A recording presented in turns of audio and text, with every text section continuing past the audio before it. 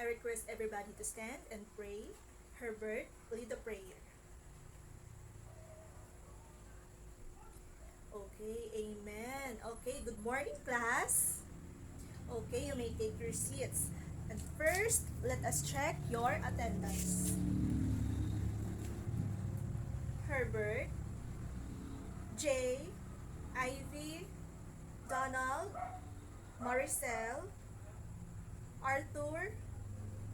Okay, all of you are present, so keep it up, class. And class, let us recall again our classroom rules. Number 1, okay, very good. Respect your teachers. Number 2, okay, do not bully your classmates. Number 3, okay, do not speak at the same time. If you want to recite, raise your hands and stand up. And number 4, okay, very good. Keep our room clean. Okay. And class, before we proceed to our lessons, I request everybody to stand and let us sing the song Sampung Mga Daliri. Okay. In 1, 2, 3, start! Sampung mga daliri, kamay at paa, dalawang tenga, dalawang mata, ilong na maganda. Maliliit na ngipin, masarap kumain, di lang nagsasabing, wag magsinungaling, wag magsinungaling. Okay. Okay, class, you may take your seats. And our topic for today, percentage, base, and rate. And our objectives, at the end of the lesson, grade 5 pupils will be able to distinguish percentage, base, and rate. Number 2, solve for a percentage, base, and rate in a word problem. Okay, class, before we proceed to our lesson, I have prepared some pictures, and after I've given it to you, please share your ideas. Please share if what the pictures represents. Okay.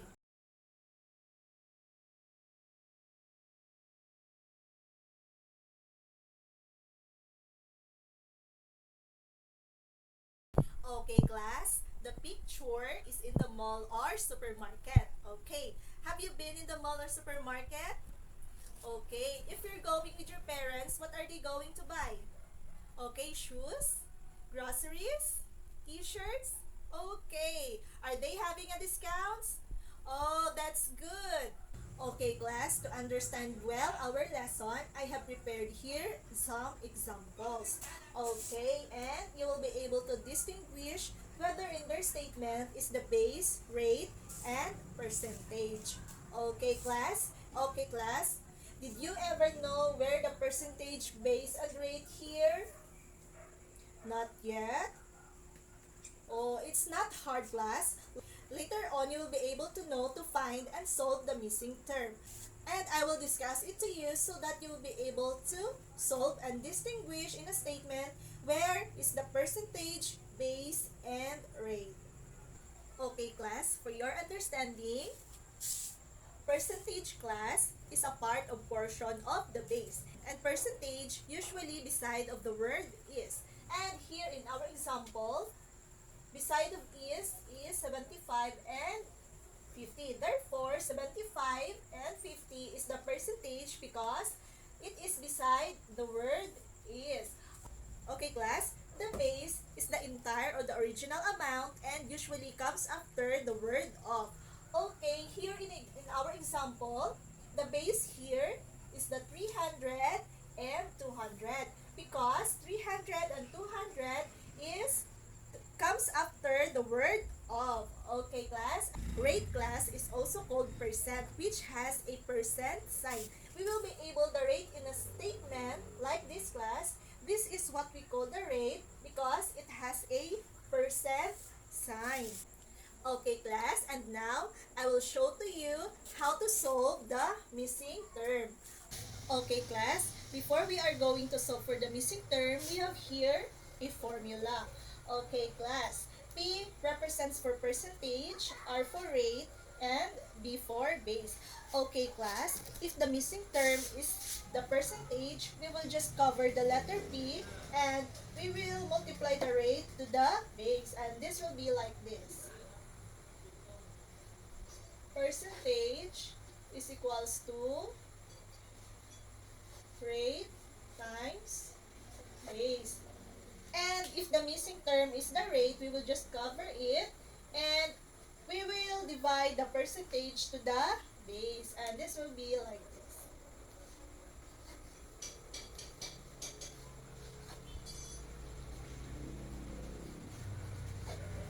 And if the missing term is the base, we will just cover letter B and we will divide the percentage to the rate.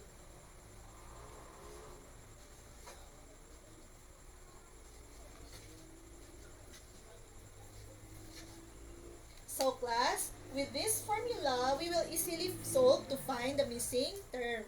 Okay class, for example number 1, 75 is 15% of what number?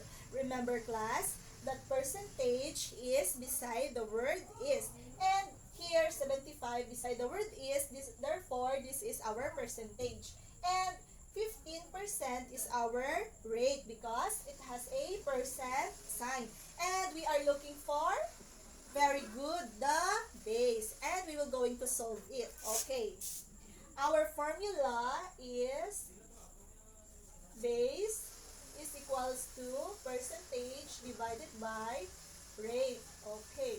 Our percentage is 75 and we will divide it into our rate. Our rate is 15%. So class, before we proceed, we will convert our percent into decimal. And we will move 2 decimal places to the, very good, to the left. And this will be 0.15. And we will divide now class.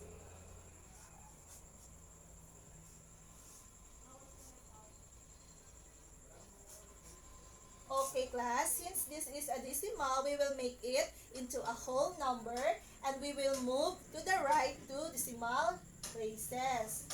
Okay, and we will just add here class 2 decimal places and we will put 0. Okay class, 75 divided by 15 is equals to, very good, the answer is 5. And 5 times 15 is 75. Okay, 75 by 75 is 0. Okay class, 0 divided by 15 is 0. And 0 times 15 is 0. Okay. 0 divided by 15 is 0. And 0 times 15 is 0. Okay class. Therefore, in our example number 1, 75 is 15% of 500. Okay. In our example number 2, what number is 30% of 300? Remember that percent sign is the rate.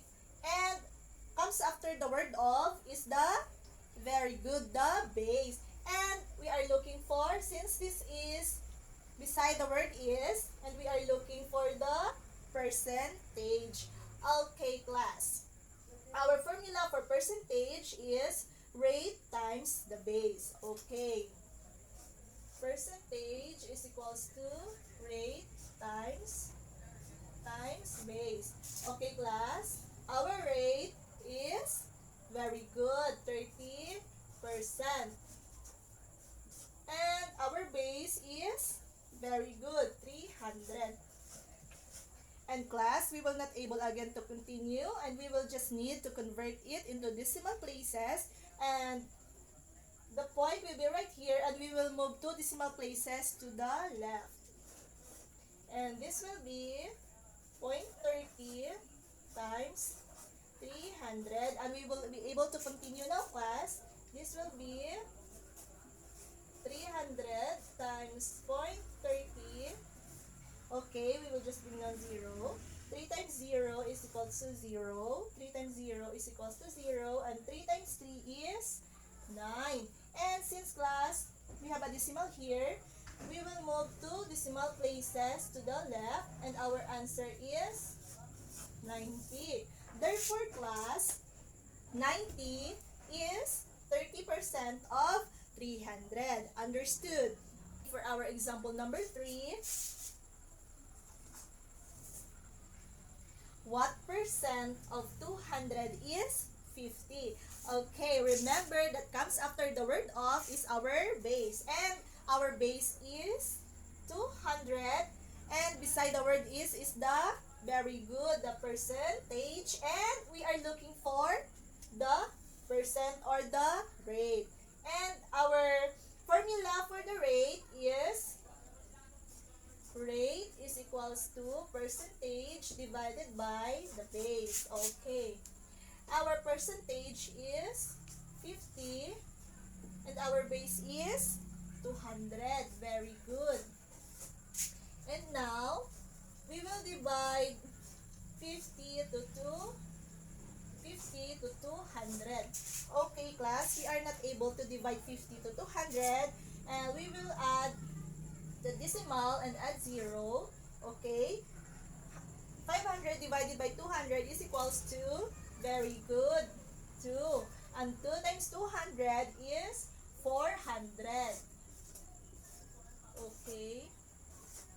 And 100, we cannot divide it into 200 and we will just add again a 0.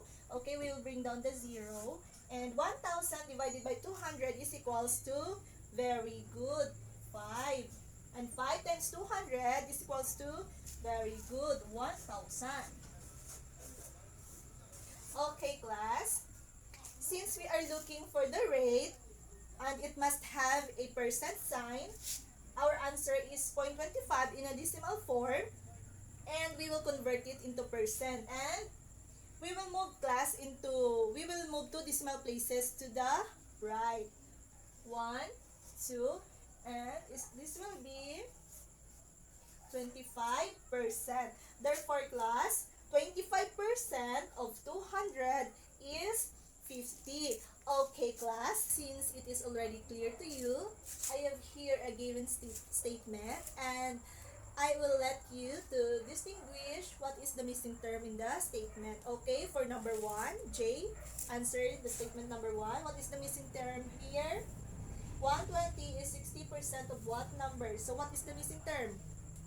Okay, the missing term is the base because this is beside the word is, therefore this is the percentage and this has a percent sign, therefore this is a rate and we are looking for the base. Very good, Jay.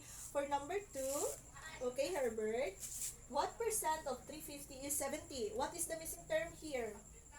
Okay, very good, Herbert. The missing term is the rate because comes after the word of is the base and beside the word is the percentage. Very good.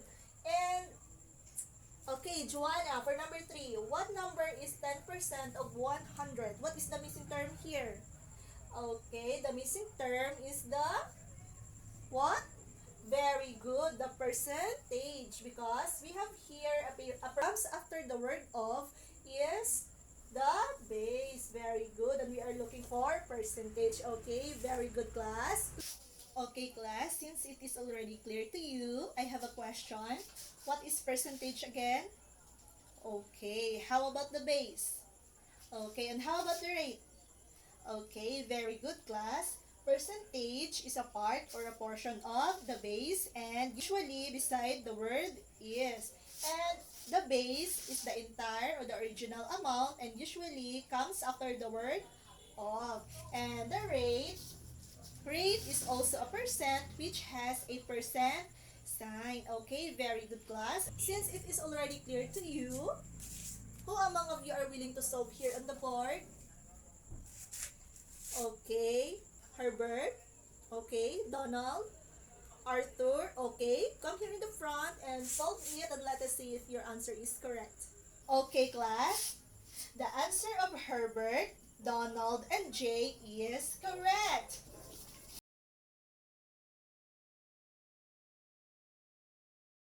And I think is everything clear? Do you have any questions? Clarifications? Okay, if none, prepare a 1/4 sheet of paper for a quiz. Okay, class, for your quiz, find the missing term in these following numbers. Okay, class, time is up. Okay, pass your papers in the front. Okay, class, for your assignment,